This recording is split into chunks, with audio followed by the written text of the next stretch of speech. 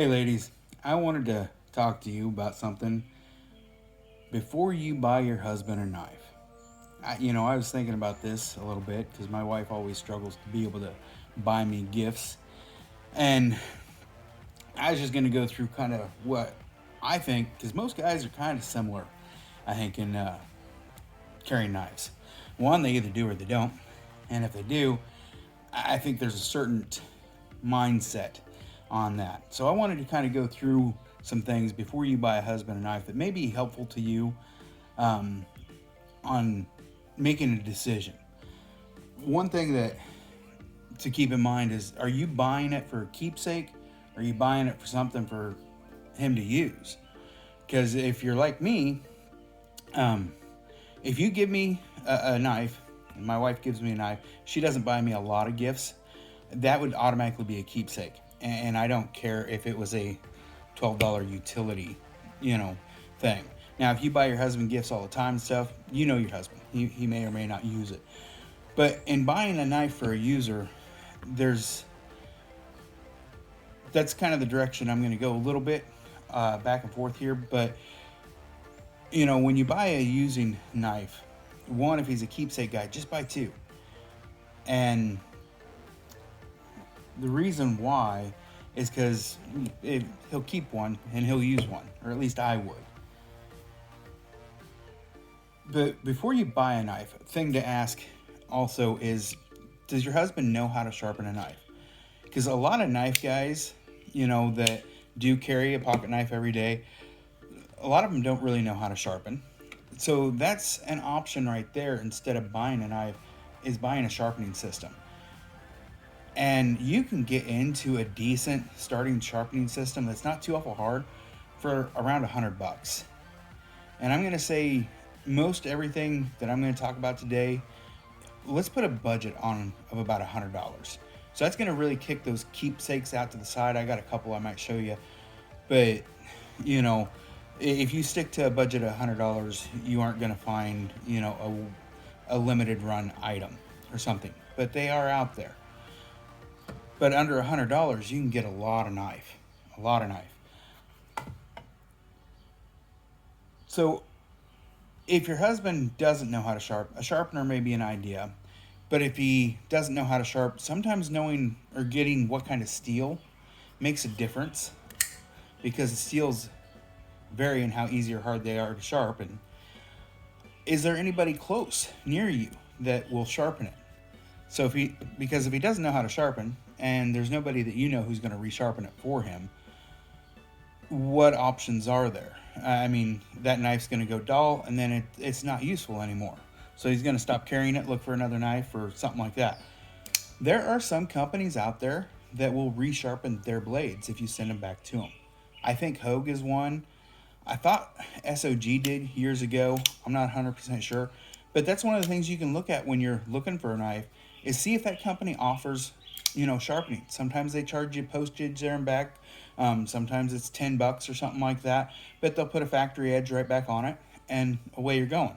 So that's, you'll pay more for a knife like that. You will. But some of those you still get in that $100 range, as long as prices stop going up. But that's something to look for. But one thing that on a user, if you're on a budget, you can't go wrong with one of these little things here. I mean, they're cheap. I think this one here came in like a 2-pack for $12. But if he doesn't know how to sharpen, he doesn't like dealing with that, these are nice little knives to buy. They're nice little knives to use. And, you can get a razor blade anywhere. The dollar store, I mean, wherever they're selling crack cocaine, they need to chop that stuff up. Or meth or whatever it is. We're in Iowa, so it's definitely meth. They're chopping meth up with them. So you can get razor blades at the local Casey's. But went on a little rant there. But sometimes you can get them to where they actually have a place to store extra blades. And this is nice, so you don't have to go into the meth-riddled Casey's or anything. You can just pick up a pack of them, and I think 4 or 5, kind of depends on it, goes in there. And this has a nice little magnetic hold in it. Again, this was really reasonably priced and works well. So there's always those there, and you can get nicer ones. Um, the Milwaukee's are, I'd say, medium to top of the range of your average everyday Chinesium. They aren't, spectacularly made. This one does have, I think, bronze washers in it, which is kind of cool. They work better in dirty environments and stuff.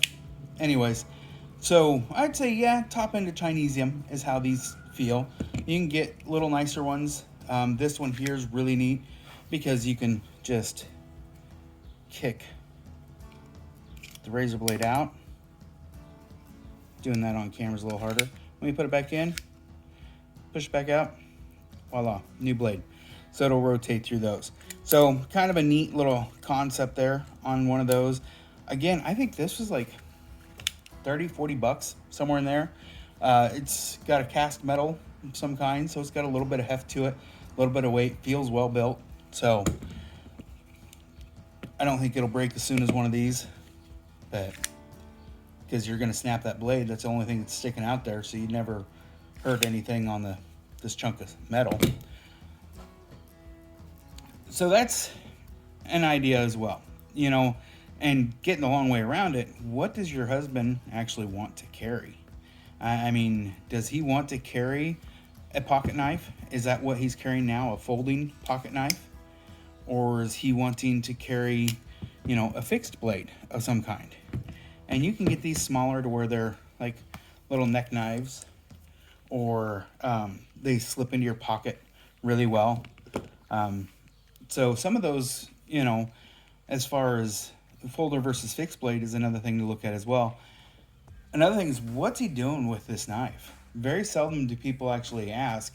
And ladies, most of you know the difference between a chef's knife and a Perry knife. You have different uses for them, or a meat cleaver, you know what those are. Very seldom do I think it's public knowledge of that different edges and different style of knives do different work easier. These utility blades are straight across like that because they're great for just cutting tape and cutting boxes and cutting things like that. Whereas if you take a different style of blade, let's say your husband is hunting all the time and he wants a good skinning knife, that nice curve there is great for skinning things like that and other uses. So knowing exactly what he does with it will help get something that he's going to want to use. And blade shape does make a little bit of a difference.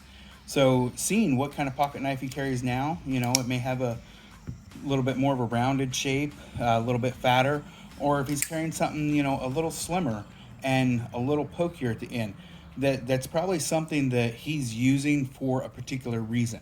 It fits a particular job easier. I'm not going to go into every detail of every different kind of job and cutting style, but there's a reason sometimes for the shape that the blade that he chooses, and fixed blades are the same way. You can have different shaped fixed blades. Well, obviously these two are different here. Both of these would be still considered a hunting knife, just a little different style. Some people are not going to like that rockiness. I don't know who wouldn't. I would absolutely love that. That's great for a little bit of camping food prep. That's great for skinning. But that's me. I'm not your husband. But if you want to buy me another knife with that blade shape, I'm cool with that. Utilitarian style blades like this style of blade is on quite a few different knives. It looks kind of like a beefed up Perry knife almost. And you know how versatile a little Perry knife can be. Same kind of concept. So anyway, those are a few ideas, a few thoughts. I hope I didn't baffle you by any means. I hope it's helpful. If it is, leave a comment. If you have a question, ask it. If you didn't like the video, tell me off in the description or in the notes down below. Anyways, have a wonderful weekend and happy Father's Day and all that good stuff. So y'all take care now.